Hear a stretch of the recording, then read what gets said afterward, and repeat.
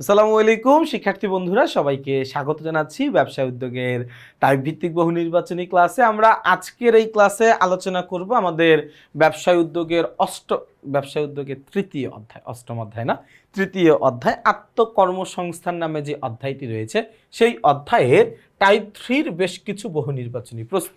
আমরা টাইপ 3-র নাম দিয়েছি আত্মকর্মসংস্থানের লাভজনক ও উপযুক্ত ক্ষেত্র, অর্থাৎ কোন কোন ব্যবসায়গুলোকে আমি আত্মকর্মসংস্থানমূলক ব্যবসায়ী হিসাবে বেছে নিতে পারি এবং ওই ব্যবসায়গুলোকে বেছে নেওয়াটা আসলেও কি আমার জন্য লাভজনক কিনা, এই জিনিসগুলো নিয়ে আমরা আলোচনা করব। টাইপ 3-তে আমরা আলোচনা করব 21 থেকে 27 নম্বর সিরিয়ালের যে প্রশ্নগুলো রয়েছে সেই প্রশ্নগুলো নিয়ে। চলে যাচ্ছি আমরা প্রশ্ন নাম্বার 21-এ। 21 নম্বর প্রশ্নে বলা আছে আত্মকর্মসংস্থানের উপযুক্ত ক্ষেত্র নির্বাচনে বিবেচনা করতে হয়। আমি কোন ব্যবসায়টাকে আত্মকর্মসংস্থান হিসাবে বেছে নিতে চাই, কোন ব্যবসায়টা আমি আত্মকর্মসংস্থান হিসাবে করতে চাই, ওই কাজটাকে যে আমি কেন বেছে নেব। মনে করো যে আমি তোমাকে দুইটা এক্সাম্পল দিই। মনে করো আমি বললাম যে একটা হচ্ছে খাবারের হোটেল, আরেকটা হচ্ছে মনে করো চায়ের দোকান বা বিড়ির দোকান, তাই না? তো আমি মনে করো আত্মকর্মসংস্থান হিসাবে এই চায়ের দোকানটাকে নিতে চাই, হোটেলটাকে নিতে চাই না। এখন আমি কেন চায়ের দোকানটাকেই আত্মকর্মসংস্থান হিসাবে বিবেচনা করতে চাচ্ছি, এইটাকে আমার বলতেছি যে নির্বাচনে বিবেচনা করতে হবে। আমার বিবেচনা করতে হবে আমি যেই পণ্যটাকে বা যেই ব্যবসায়টাকে আত্মকর্মসংস্থান হিসাবে বেছে নিচ্ছি ওই পণ্যটা কি সঠিক কিনা, অর্থাৎ ওই পণ্যের কি বর্তমানে চাহিদা রয়েছে কিনা। মনে করো আমি প্রচণ্ড গরমের দিন, গ্রীষ্মকালের গরমের দিনে আমি শীতের কাপড় বিক্রি করতেছি, বিক্রি হবে? কখনোই কিন্তু বিক্রি হবে না। এই যে প্রচণ্ড ঠান্ডা পড়ছে এখন, এই প্রচণ্ড ঠান্ডার সময় আমি যদি ছাতা বিক্রি করতে চাই চলবে না। কিন্তু আমি প্রচণ্ড ঠান্ডার দিনে আমি কোল্ড ড্রিঙ্কসের একটা গাড়ি নিয়ে রাস্তায় বের হয়ে গেছি যে না আমি আজকে কোল্ড ড্রিঙ্কস বিক্রি করব, চলবে না। তো তার মানে আমার পণ্যটা সঠিক কিনা ওইটা আমাকে দেখতে হবে, এবং যেটা বলছিলাম পণ্যের বাজার চাহিদা রয়েছে কিনা। আমি এই এক্সাম্পলটা অনেক বেশি বলি, যেমন একটা হিন্দু ঘনবসতি এলাকায় আমরা যদি গরুর মাংসের দোকান দিতে চাই, দেখো মাইট যা খাবো ওইটা তো ফাও, ওইটা নিয়ে কোনো কথা নাই, কিন্তু এই জিনিসটা আসলে চলবে কিনা, তোমার ব্যবসাটা কিন্তু একদমই কাজ করবে না। তার কারণ আমাদের যারা হিন্দু ভাই বোন রয়েছে তাদের তো গরুর মাংসের কোনো চাহিদা নাই, তারা তো গরুর মাংস খায় না। তার মানে কি তুমি ওই এলাকায় গিয়ে এই ধরনের কোনো ব্যবসায় স্থাপন করতে পারবা না, কারণ ওই পণ্যের কোনো চাহিদা নাই, ওই পণ্যের কি নাই, কোনো চাহিদা নাই। তাহলে উত্তর কি? উত্তর হচ্ছে 1 ও 3। 2 নম্বরটাকে আমরা উত্তর হিসাবে নিচ্ছি না। ঝুঁকি মোকাবেলার উপায় কি হবে এটা আমি পরবর্তীতে ঠিক করে নিব, এটার সাথে ব্যবসায় কোনটা করব ওটার কোনো সম্পর্ক নাই। আচ্ছা, চলে যাচ্ছি আমরা প্রশ্ন নাম্বার 22 নম্বর প্রশ্নে কি বলা আছে আমাদের। 22 নম্বর প্রশ্নে বলেছে আত্মকর্মসংস্থানের আওতাভুক্ত আমি কোন ব্যবসায়টাকে আত্মকর্মসংস্থান হিসাবে গ্রহণ করতে পারি, কোন ব্যবসায়টাকে আত্মকর্মসংস্থান হিসাবে বেছে নিতে পারি। যেমন মুদির দোকানকে আমি আত্মকর্মসংস্থানমূলক ব্যবসায়ী হিসাবে বিবেচনা করতে পারি। কবুতর পালন করা এটাও আত্মকর্মসংস্থানমূলক ব্যবসায়ী হিসাবে অনেক উপযুক্ত একটা ক্ষেত্র। রাস্তাঘাট তৈরি করা এটা কিন্তু অনেক টাকা পয়সার একটা ব্যাপার, তাই না? তো এইটাকে আমি চাইলেও আত্মকর্মসংস্থানমূলক ব্যবসায়ী হিসাবে গ্রহণ করতে পারি না। তাহলে উত্তরটা কি হবে? উত্তরটা হচ্ছে ক, 1 ও 2। আরও একটা কারণ আছে, রাস্তা তৈরি করার জন্য যত শ্রম দিতে হবে ওইখানে আমি একা করতে পারবো না, অনেক বড় একটা টিম লাগবে, অনেক বড় একটা দল লাগবে। তো সেটা তখন আত্মকর্মসংস্থানমূলক ব্যবসায় কিন্তু থাকে না, তাই না?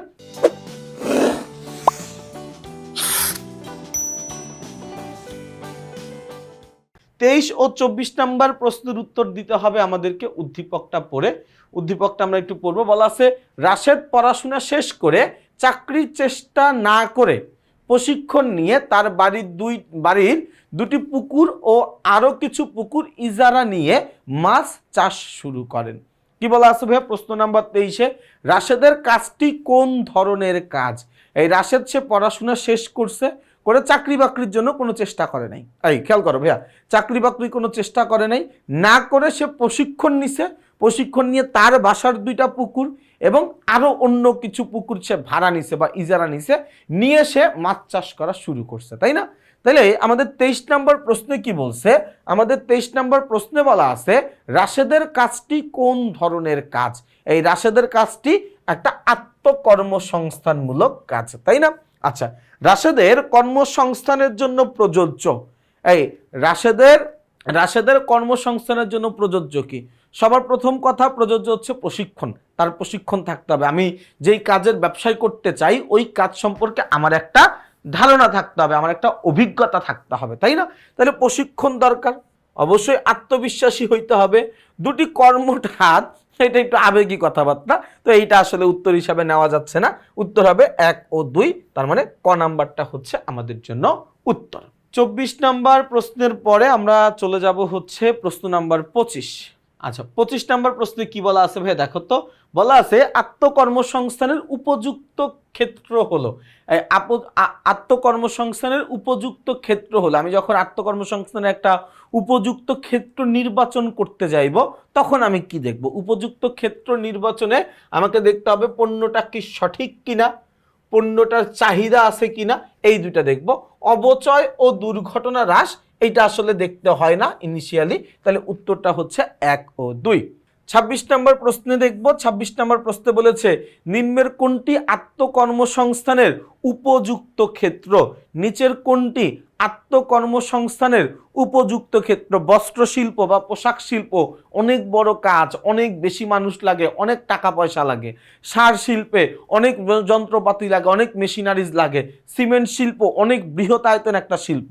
মাদুর তৈরি করার শিল্প, এটাতে কিন্তু এত বেশি লোক লাগে না। দেখো খেজুর পাতার মাদুর হয়, আমার এখনো মনে আছে ছোটবেলায় আমার দাদি যখন বেঁচে ছিল তিনি খেজুর পাতা দিয়ে কি করতো?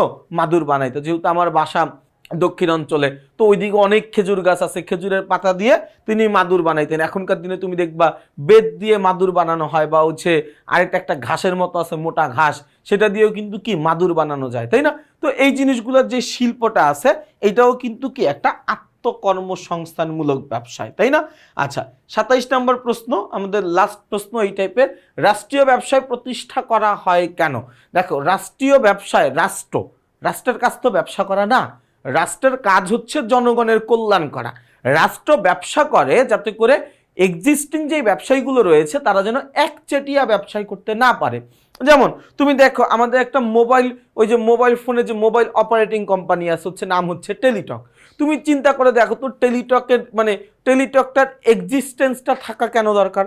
তুমি দেখবা নেটওয়ার্ক পাওয়া যায় না, কত সমস্যা। আমরা কিন্তু অনেক মানুষ আছে যারা টেলিটক ব্যবহারই করি না, তারপরেও কিন্তু ওই প্রতিষ্ঠানটা চালনা করা হচ্ছে কেন? যদি কোনো কারণে এখন যেই মোবাইল অপারেটিং কোম্পানিগুলো আছে তারা যদি কোনো ধরনের কোনো টালটুবাল্টু করার চেষ্টা করে, তখন টেলিটক কী করবে? সে একা এই জিনিসটা প্রতিরোধ করতে পারবে। মনে করো সবাই মিলে ডিসিশন নিল যে মোবাইল ফোনের মিনিটের দাম বাড়ায় ফেলবে, টেলিটক বললো না, দাম বাড়ানো যাবে না। এরপরে যদি ওরা বাড়ায় ফেলে, টেলিটক বলবে ঠিক আছে তোমরা বাড়াও, আমি দাম কমাই দেবো। তখন সবাই টেলিটকের দিকে চলে যাবে। তুমি দেখবা যখন কোনো হরতাল অবরোধ থাকে, রাস্তায় গাড়ি ঘোড়া বের হইতে দেয় না, তখন কিন্তু রাস্তায় অন্য কোনো প্রাইভেট কোম্পানির বাস থাকে না, কিন্তু তুমি দেখবা শত শত বিআরটিসি লাল বাস চলতেছে রাস্তায়, সরকারি গাড়ি। সরকার ওই দিনের জন্যই গাড়িগুলোকে রেখে দেয় যে হ্যাঁ, এখন যত বাসের কোম্পানিগুলো আছে ওরা যদি কোনো ধরনের কোনো এমন কোনো সিদ্ধান্ত নেয় যেটা আমার দেশের জনগণের জন্য হুমকি, জনগণের জন্য বিপদ, জনগণের জন্য ভোগান্তি, তখন আমি আমার যোগ্যতা দেখায় দিব। তখন সরকার কি করে? লাল বাস বের করে দেয়। হরতালের দিন তুমি দেখবা রাস্তায় অনেক বিআরটিসি বাস চলে, তাই না? তো রাষ্ট্র ব্যবসা করে তার উদ্দেশ্য হচ্ছে জনকল্যাণ করা। তাহলে রাষ্ট্র যে ব্যবসায়গুলো গঠন করে তার উদ্দেশ্যটা কি? উদ্দেশ্যটা হচ্ছে জনকল্যাণ করা। তাহলে 27-এর উত্তর কি ভাইয়া? 27-এর উত্তর হচ্ছে গ। কথা কি বোঝা গেছে ভাইয়া? তাহলে দেখো আমরা কিন্তু টাইপ 3টাও খুব বিস্তারিত আলোচনা করে শেষ করে ফেলেছি। ইনশাল্লাহ আমরা আগামী ক্লাসে টাইপ 4 নিয়ে আলোচনা করব। সেই পর্যন্ত সবাই ভালো থাকবা, সুস্থ থাকবা, আমার জন্য বেশি করে দোয়া করবা। আসসালামু আলাইকুম।